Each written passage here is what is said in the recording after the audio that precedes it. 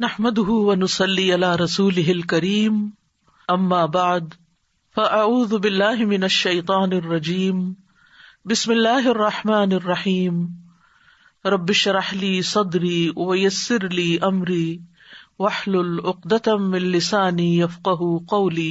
انسان جب بھی کوئی گناہ کرتا ہے تو اس کے دل پر ایک سیاہ نقطہ لگ جاتا ہے، وہ اپنے دل پر اس کا اثر بھی محسوس کرتا ہے۔ جن لوگوں کے اندر ایمان کی حرارت ہوتی ہے وہ اپنے گناہ کی وجہ سے شرمندگی کا اور ندامت کا اثر اپنے اندر محسوس کرتے ہیں اور گناہوں کے اس بوجھ سے نکلنا چاہتے ہیں۔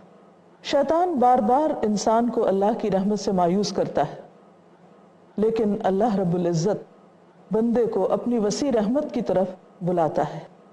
قرآن مجید میں اللہ تعالیٰ کا ارشاد ہے، ان الحسنات یذہبن السیئات، نیکیاں برائیوں کو لے جاتی ہیں، برائیوں کو مٹا دیتی ہیں۔ گویا اللہ تعالیٰ نے انسان کو ایک بہت بڑی مشکل سے نکالا، اس کو حل بتا دیا کہ اگر کوئی برائی ہو جائے، اگر غلطی ہو جائے تو صرف شرمندہ رہنے، پشیمان ہونے، نادم ہونے اور اس برائی پر جمے رہنے سے بات نہیں بنے گی، بلکہ اس کے بعد کوئی اچھا کام کر دو، نیکی کا کام کر دو، تو اس طرح برائی نیکی کی وجہ سے ختم ہو کر رہ جائے گی۔ گویا برائی کرنے کے بعد انسان کا دل میلا ہو جاتا ہے اور نیکی کرنے کے بعد وہ میل دھل جاتی ہے۔ سورۃ ہود کی آیت نمبر 114 میں یہ بات فرمائی گئی، وَأَقِمِ الصَّلَاةَ طَرَفَيِ النَّهَارِ وَزُلَفًا مِّنَ اللَّيْلِ إِنَّ الْحَسَنَاتِ يُذْهِبْنَ السَّيِّئَاتِ ذَلِكَ ذِكْرَىٰ لِلذَّاكِرِينَ، اور دن کے دونوں سروں پر اور کچھ رات گزرنے پر نماز قائم کرو، بلا شبہ نیکیاں برائیوں کو دور کر دیتی ہیں۔ یہ ایک یاد دہانی ہے ان لوگوں کے لیے جو اللہ کو یاد رکھنے والے ہیں۔ اس سے یہ پتہ چلتا ہے کہ اگر کوئی شخص اللہ کو یاد رکھتا ہے تو بھی عین ممکن ہے کہ اس سے گناہ سرزد ہو۔ انسان بھولنے والا ہے، بہت دفعہ بھول چوک سے اس کے منہ سے ایسی بات نکل جاتی ہے جو پسندیدہ نہیں ہوتی، یا اس سے کوئی اور کوتاہی ہو جاتی ہے، یا اللہ تعالیٰ کی نافرمانی کا کام ہو جاتا ہے۔ تو ایسی صورت میں انسان فوری طور پر توبہ کرے، اللہ کی مغفرت کی طرف لوٹے اور نیکیوں کی طرف رجوع کرے۔ حدیث میں آتا ہے، رسول اللہ صلی اللہ علیہ وسلم نے فرمایا، اس شخص کی مثال جو برائیاں کرنے کے بعد نیکیاں کرتا ہے اس آدمی کی طرح ہے جس پر ایک ایسی زرہ ہو جو بہت ہی تنگ ہو، یعنی زرہ کہتے ہیں لوہے کے لباس کو، تو وہ لباس اس پر بہت ٹائٹ ہو جس سے اس کو ایک گھٹن محسوس ہو رہی ہو اور اس نے اس کا گلا گھونٹ رکھا ہو۔ ایسا آدمی جب نیکی کرتا ہے تو ایک کڑا ٹوٹ جاتا ہے، پھر دوسری نیکی کرتا ہے تو دوسرا کڑا ٹوٹ جاتا ہے، یہاں تک کہ زرہ ٹوٹ کر زمین پر گر جاتی ہے۔ یعنی گناہ کرنے کے بعد انسان کا حال یہی ہوتا ہے، تنگی کی وجہ سے، دل کی تنگی کی وجہ سے اور گھٹن کی وجہ سے، شرمندگی کی وجہ سے، کہ گویا اس کو کسی نے جکڑ رکھا ہو۔ اور جب انسان اللہ تعالیٰ کی طرف رجوع کرتا ہے اور برائی کے بعد اچھے کام کرنے لگتا ہے تو وہ گناہ کا اثر دھلنے لگتا ہے، وہ سیاہی سفیدی اور روشنی میں بدلنے لگتی ہے، اور اس طرح انسان دوبارہ واپس ایک اچھے حال کی طرف پلٹ آتا ہے۔ ایک اور حدیث میں آتا ہے، ابو ذر رضی اللہ عنہ سے مروی ہے کہ ایک مرتبہ میں نے عرض کیا، یا رسول اللہ صلی اللہ علیہ وسلم مجھے وصیت کیجیے۔ آپ نے فرمایا، اگر تم سے کوئی گناہ ہو جائے تو اس کے بعد کوئی نیکی کر لیا کرو جو اس گناہ کو مٹا دے گی۔ میں نے عرض کیا، کیا لا الہ الا اللہ کہنا نیکیوں میں شامل ہے؟ آپ نے فرمایا، یہ تو سب سے افضل نیکیوں میں سے ہے۔ اس سے یہ پتہ چلتا ہے کہ انسان فوری طور پر اللہ سبحانہ تعالیٰ کا ذکر کرے، اور اس میں افضل الذکر لا الہ الا اللہ کا کثرت سے ورد کرے۔ ویسے بھی لا الہ الا اللہ کو بار بار دہرانا انسان کے دل کی گھبراہٹ اور غم اور بے چینی کو دور کرنے کا ذریعہ بھی بنتا ہے، اور خصوصی طور پر اگر انسان اپنی کسی غلطی یا خطا کی وجہ سے شرمندہ ہو اور وہ ایسی کیفیت میں ہو کہ جس سے وہ نکلنا چاہے، تو ایک بہت مؤثر اور کارگر ذریعہ ہے۔ اس بات کا حکم کیوں دیا گیا کہ گناہ کرنے کے بعد انسان نیکی کر لے؟ اس میں ایک بہت بڑی حکمت پوشیدہ ہے، اور وہ کیا ہے کہ جب انسان گناہ کے بعد اچھا کام کرتا ہے تو آٹومیٹیکلی گناہ یا برے کام پر ایک روک لگ جاتی ہے، اس پر ایک رکاوٹ آ جاتی ہے، اور اس طرح انسان مزید گناہوں سے بچ جاتا ہے۔ پھر اسی طرح یہ ہے کہ انسان اسی وقت نیکی کا کام کرے گا جب وہ اپنی غلطی کا اعتراف کرے گا. تو غلطی کا اعتراف اللہ تعالیٰ کو پسند ہے. اس سے انسان کے اندر ایک تواضع، ایک ہمبلنس بھی پیدا ہوتا ہے، اور انسان کی جو فطرت ہے وہ بھی مسخ ہونے سے بچ جاتی ہے. تو اللہ سبحانہ وتعالیٰ کی یہ بے پناہ رحمت ہے ہم پر، اور یہ دین رحمت ہے. نبی صلی اللہ علیہ وسلم نے ہمیں اندھیروں سے نکال کر روشنی کی راہ دکھائی، اور ہم پر نیکی کرنے کے طریقے آسان کر دیے، اور ایسی چیزوں کی طرف ہماری توجہ دلائی کہ جس سے ہم دنیا میں بھی مشکلات سے باہر آئیں. ویسے بھی اللہ تعالیٰ کا وعدہ ہے کہ الا ان اولیاء اللہ لا خوف علیہم ولا هم یحزنون، کہ یاد رکھو کہ اللہ کے دوستوں کے لیے نہ کوئی خوف ہے نہ غم. آج دنیا میں یہ دو مسائل سب سے بڑے مسائل ہیں کہ انسان خوف اور غم کا شکار رہتا ہے، اور دل گھٹے ہوئے ہیں، دل بندھنوں میں بندھے ہوئے ہیں. ان بندھنوں سے نکالنے کا طریقہ کیا ہے؟ توبہ، استغفار، اللہ کی رحمت پر نظر، اور اللہ سبحانہ تعالیٰ کے بتائے ہوئے طریقوں کے مطابق اور نبی صلی اللہ علیہ وسلم کی تعلیمات کے مطابق نیکیوں کو رواج دینا. اور جب کوئی برائی ہو جائے اور احساس ہونے لگے تو فوراً پلٹ آنا اور اس کے بدلے نیکی کر لینا. ویسے بھی جب انسان ایک برائی کرتا ہے تو ایک برائی لکھی جاتی، لیکن جب نیکی کرتا ہے تو ایک کے بدلے 10 یا اس سے زیادہ اس کے لیے جزا لکھی جاتی. تو اس سے انسان کے لیے وہ برائی دراصل نیکی میں مزید آگے بڑھنے کا بھی ذریعہ بن جاتی ہے.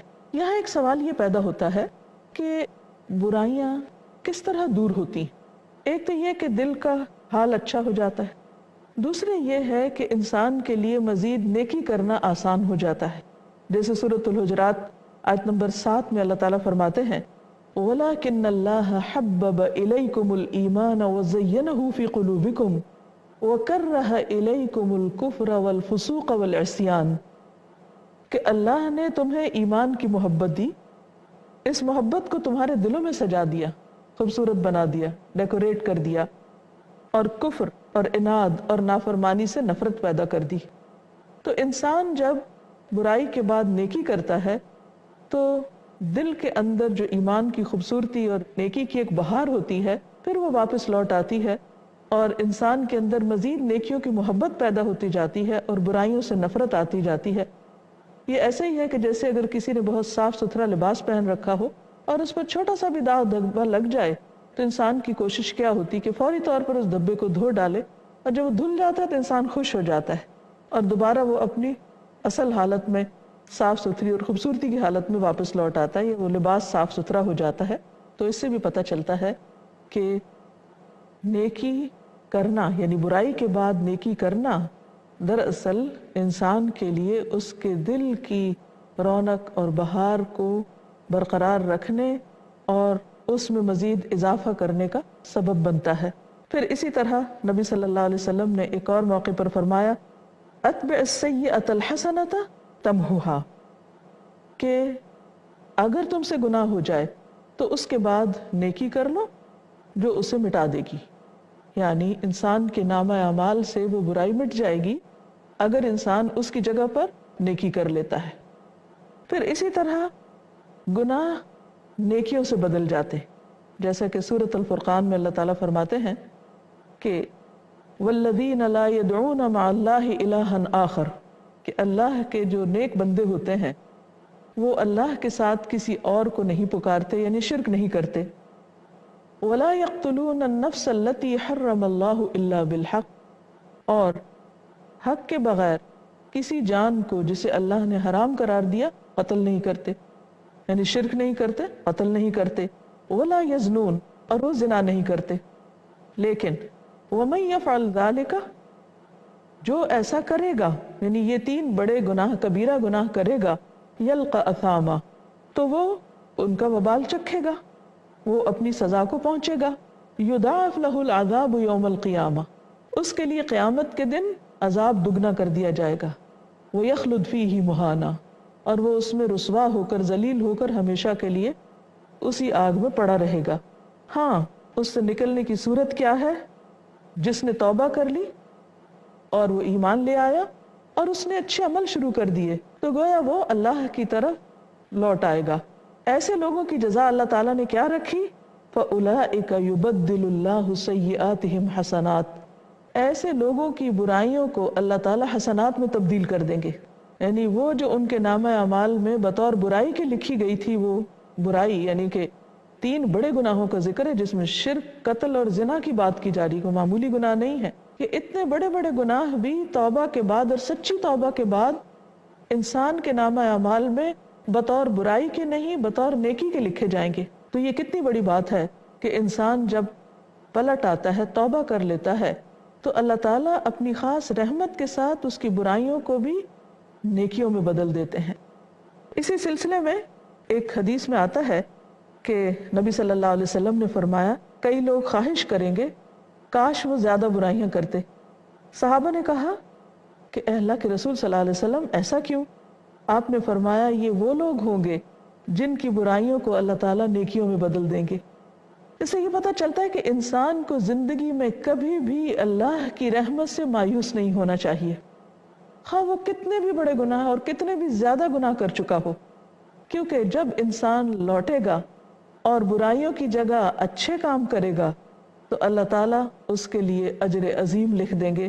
اس سلسلے میں ایک واقعہ حدیث کی کتابوں میں آتا ہے کہ ایک شخص نے 99 قتل کر دیے، 99، ایک نہیں، 2 نہیں، 99. پھر اس کو توبہ کا خیال آیا، جو کسی راہب کے پاس گیا اور اس سے پوچھا تو اس نے کہا کہ تمہاری توبہ نہیں ہو سکتی کیونکہ تم تو بہت بڑے مجرم ہو. اس نے اس کو بھی قتل کر دیا. تو 99 نہیں، اب 100 کا قاتل ہو گیا. لیکن اس کے ضمیر کا بوجھ اسے چین سے بیٹھنے نہیں دے رہا تھا. تو اس نے پھر کسی اور کی طرف رجوع کیا اور جا کر اس کو اپنا مسئلہ بتایا.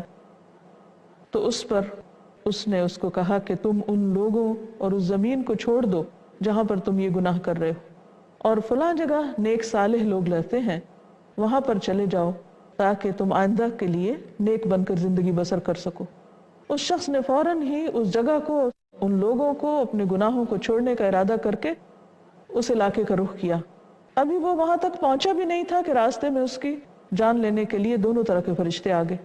اب اس دونوں طرح کے فرشتے یعنی کہ جو نیکیوں کے اور برائیوں کے تھے وہ آپس میں جھگڑنے لگے کہ کون اس کی جان لے گا. بہرحال اللہ سبحانہ و تعالیٰ نے ان کو حکم دیا کہ جگہ کو ناپ لیا جائے اور جہاں کا فاصلہ کم ہو اس طرف کے فرشتے جان لے لیں. اور یوں جس طرف وہ جا رہا تھا یعنی نیک لوگوں سے ملنے کے لیے اور برائیاں چھوڑ کر ہجرت کر رہا تھا، اس طرف کا فاصلہ کم نکلا تو نیکی کے فرشتوں نے اس کی جان لی اور اس طرح اس کو بخش دیا گیا. یہ ایک بہت بڑی مثال ہے اور ایک بہت ہی ہوپ فل کنڈیشن ہے ہر انسان کے لیے کہ سارے انسان اللہ کی مخلوق ہیں، اور کسی وقت بھی انسان کو یہ نہیں سوچنا چاہیے کہ وہ بہت گناہ کر چکا ہے، اب تو اس کی توبہ نہیں ہو سکتی، لہٰذا اور جی بھر کے گناہ کر لو تاکہ دنیا میں جتنے دن ہے موج کر لیں، پھر کل کو تو شامت آنی ہی ہے. نہیں، انسان چاہے اس کے زندگی میں ایک دن باقی رہ گیا ہو یا وہ بستر مرگ پر ہی کیوں نہ پڑا ہوا ہو، تو اس کو کبھی بھی توبہ میں دیر نہیں لگانی چاہیے. جب انسان اللہ کی طرف رجوع کرے گا تو اللہ کو مہربان پائے گا.